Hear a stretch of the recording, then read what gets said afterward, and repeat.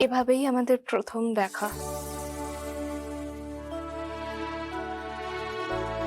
নিছকে মজা করে আমাদের আলাপ শুরু। পীযূষ প্রথম থেকেই ভীষণ ভদ্র এবং কেয়ারিং ছিল, যেটা আমার বেশ ভালো লেগেছিল। এরপরে বা এর মাঝে আপনার অন্য কোনো ছেলের সঙ্গে সম্পর্ক হয়েছিল? না, আসলে আমার বাবা মা ভীষণ স্ট্রিক্ট। পীযূষের সাথে প্রথম 1 বছর আমি লুকিয়েই প্রেম করেছিলাম, তারপরে সেটা বাড়িতে জানাই। তখন অবশ্য আমি একটা চাকরি করছি, স্বাধীনভাবেই জীবনযাপন করছি। তাছাড়া কলকাতায় থাকলে যাতায়াতের সুবিধা হবে, তাই পীযূষকে বিয়ে করে একসঙ্গে থাকার কথা ভাবি। তখনও বুঝতে পারিনি যে পীযূষ আস্তে আস্তে এরকম সন্দেহ বাতিগ্রস্ত হয়ে উঠবে। আচ্ছা, পীযূষের মুখ থেকে কখনো এই নামটা শুনেছেন? পায়েল? পায়েল? না তো, এই নামটা তো কখনো শুনিনি।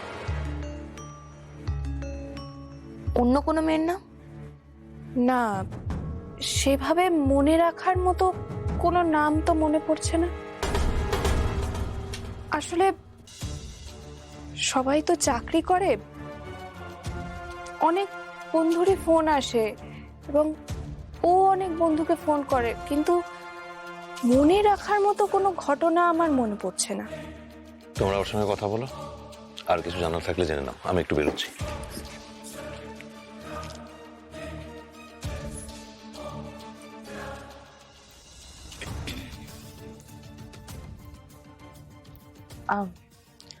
বলছি, আপনি এতটা ভেঙে পড়বেন না।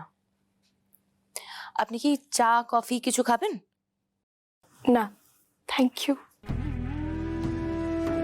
আচ্ছা, পীযূষ বাইরে কি কি করে বেড়াতো সেটা আপনি জানেন? মানে কি করে বেড়াতো? আপনাকে তাহলে পীযূষের ঘটনাটা পুরোটা বলি। নীলিমা, তুমি বলো। যেখানে ওরা পিকনিক করতে গেছিল সেখানে একটা সুইমিং পুল ছিল। পায়েল সুইমিং পুল থেকে উঠে চেঞ্জিং রুমে চেঞ্জ করছিল, সেই সময় ওই শয়তান ছেলেটি কয়েকটা ভিডিও করে নেয়।